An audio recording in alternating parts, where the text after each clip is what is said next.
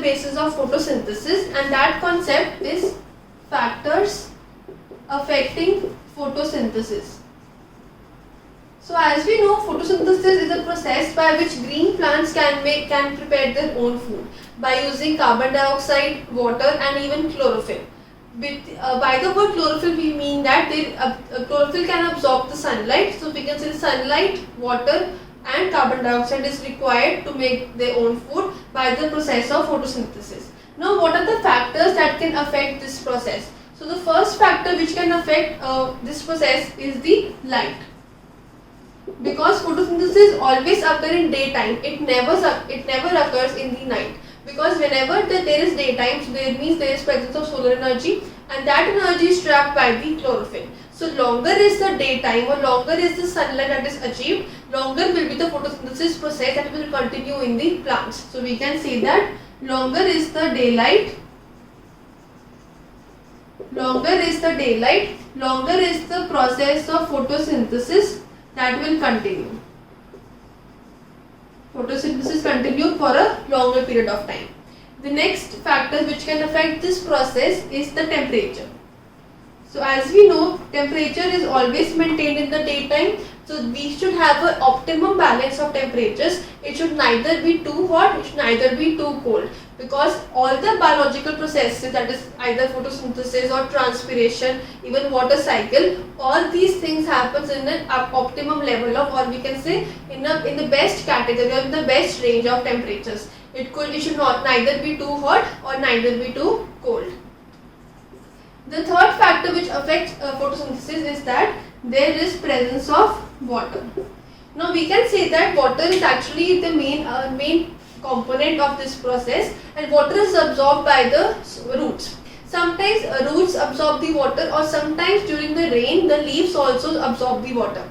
Now when there is water inability, or the plants don't have much water in leaves or in the plant body, so what happens is that the stomata, that are the small openings on the leaves, the stomata will close. The stomata will close, that point will help to reduce the presence of transpiration. So we can say that the closing of the stomata will prevent the transpiration.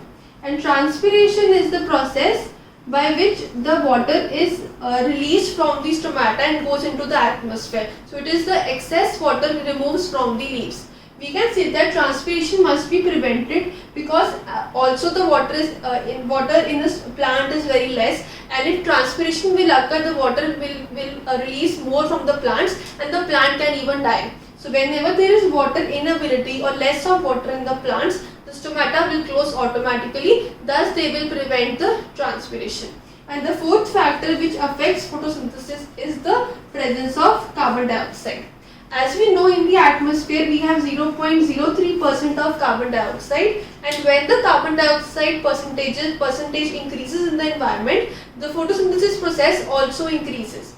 But we should know that as carbon dioxide is a greenhouse gas, by the word greenhouse gas we mean that they increase the global atmosphere, global temperatures of the earth, and whenever there is global temperature increase, that is actually a pollutant for the earth. So we should reduce the carbon dioxide emissions as far as possible, but we should know that whenever the percentage of this gas increases in the environment, the process of photosynthesis also increases.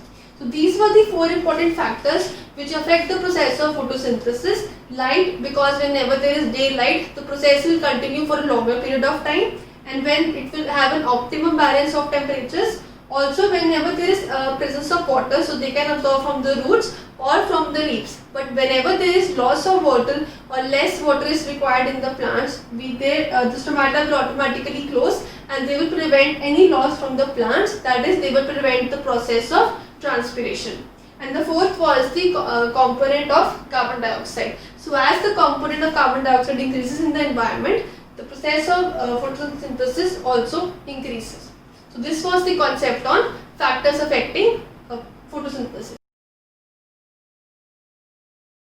So as we have discussed the important factors which affect photosynthesis, we will now discuss some of the experiments which can help us to verify that these factors are responsible for the process of photosynthesis. So So the first experiment is that in the process of photosynthesis, there is production of starch. That means the plants produce the starch, and this starch is stored in the body, in the plant's body, and they can use that starch whenever they want to use it. So whenever there is excess of food in the plant, it is stored in the form of starch. Now to check that actually the starch is being produced, so there are certain steps that need to be followed. So in the first step, to check the presence of starch, we will take a leaf, and because leaf is known as the kitchen of the plant, and in that leaf the plant produces its own food. Now when we take the leaf, we will first boil the leaf in water. So we will boil the leaf in water for about 2 to 3 minutes, and after boiling in water, we will now keep that leaf in the solution containing alcohol. Now when it is kept in alcohol, we will now warm this solution, or we can say that we will apply heat to this solution which contains beaker, which contains the alcohol, and in that alcohol we have placed the leaf. Now when we have placed the leaf in alcohol and start to warm it, after some time we have to remove the leaf. Now when we remove the leaf, we have to wash that leaf in water.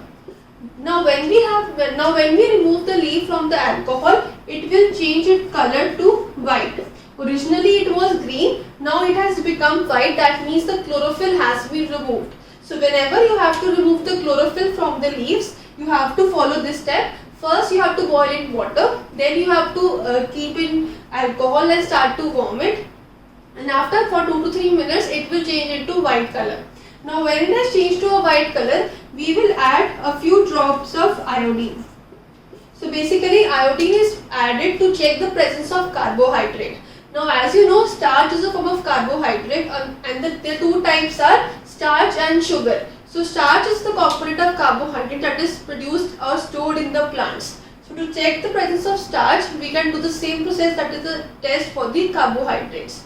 Now when we will add 2 to 3 drops of iodine on the leaves, the color will change to a bluish black. Bluish black color will be obtained on the leaves. Now when it changes to a bluish black color, it generally means, or it basically means, that the leaf contains starch or there is presence of a carbohydrate. So by all these steps we can say that yes, in the process of photosynthesis there is production of starch, and this starch is stored in the leaves, which is known as the kitchen of the plant. So this was the topic for the experiment for the production of starch during the process of photosynthesis. Now let us discuss the second experiment, that plants require carbon dioxide for the process of photosynthesis. Now in this step we will require two types, or because we require two different plants, plant A and plant B.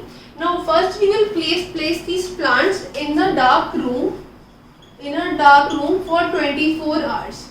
Now when they are kept in a dark room for about 24 hours, what will happen is that the leaves that contain the starch will be absorbed. That means now the plants will be de-starched. They will not have any starch in the leaves. All the starch in the leaves has been required or has been consumed by the plant. They have now become de-starched. Now when they have become de-starched, we will now place them in a jar. This type of jar is known as a bell jar. So both these plants are now kept in a bell jar, and in one of the plants, that is A and B, in the category or in the plant A, we have kept a dish, and that dish contains potassium hydroxide. In one of the plants we have kept a dish of potassium hydroxide, and in the other type of plant we have not kept anything, that remains idle. Now they are kept in sunlight for about 3 to 4 hours. So first we have kept them in dark for 24 hours, and then we have placed the bell jars on top of it. In one of the plants we have placed a dish which contains potassium hydroxide, and in the other jar we have not placed anything. Now both these are placed in sunlight for 3 to 4 hours. Now when they are kept in sunlight, there will be the process of photosynthesis. Now in this process they require carbon dioxide, which is present inside this jar. There is presence of water that was in the roots of these plants. There is sunlight, and then there is chlorophyll. Now after 3 to 4 hours we will pluck the leaves from both these plants. So we will have leaf from plant A, we will have the leaf from plant B. Now when we will have the leaf from both these plants, we will now put these leaves in the water. That was basically we are trying to remove the chlorophyll from both these leaves. We will now place these leaves in water, then heat that water in boiling water, then we will place them in the alcohol, and then when they have white in color, we will put an iodine solution in it. Now when we will put iodine in that case, we will find that in the category of plant B, the leaves are changed to bluish black. So in the category of plant B, the leaves have been changed to a color of bluish black, and in the plant A, there is no change. So we can say that whenever the plant color changes to a bluish black color, that means there is a presence of photosynthesis, there is presence of starch. That means in the category of plant B, there was the process of photosynthesis. That is why there is presence of starch. But in plant A, there is no process of photosynthesis, because whenever we place potassium hydroxide, and this compound has the property to absorb the carbon dioxide. Now when it will absorb the carbon dioxide in the environment, so the leaves will get no carbon dioxide, and if they get no carbon dioxide, there will no process, there will not produce the starch with the help of photosynthesis. That means when in the two categories, the main difference for the presence of potassium hydroxide, because it will absorb the carbon dioxide, and that carbon dioxide will not be used for the plants to manufacture their own food. So hence we can say that carbon dioxide is necessary for photosynthesis to make their food by the help of chlorophyll, water and carbon dioxide. And that process is known as photosynthesis, and the product that is achieved is known as starch. So this was the experiment to find that yes, carbon dioxide is necessary for the process of photosynthesis. Now let us discuss the third experiment, that is the experiment to check whether sunlight is required for the process of photosynthesis or not.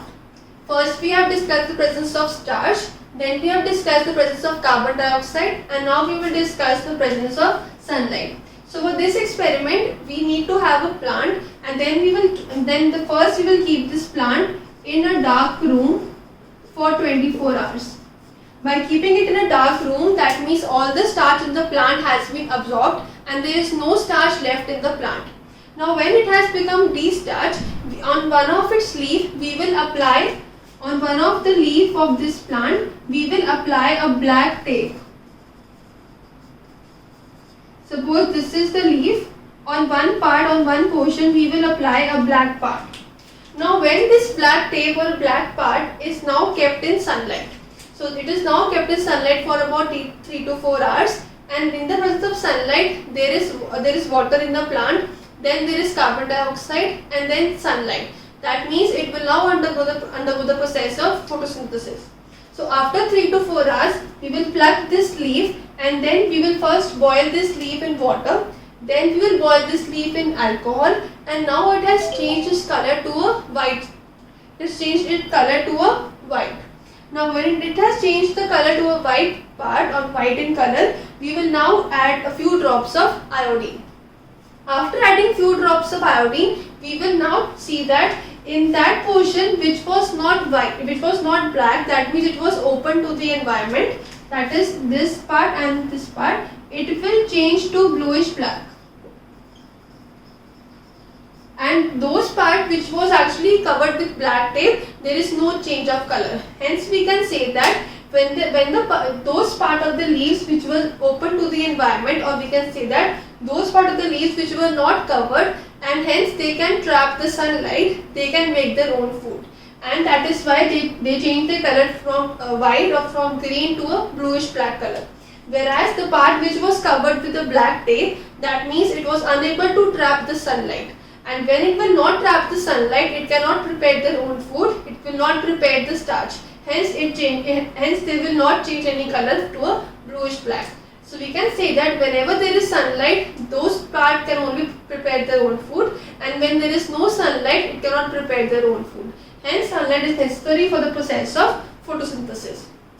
So as we have discussed all the three components, that is the presence of starch, presence of carbon dioxide and presence of sunlight. So all these methods factors are responsible for the process of photosynthesis. Starch is actually the product that is formed after this process, but basically we need chlorophyll, sunlight, water and carbon dioxide for the process of photosynthesis.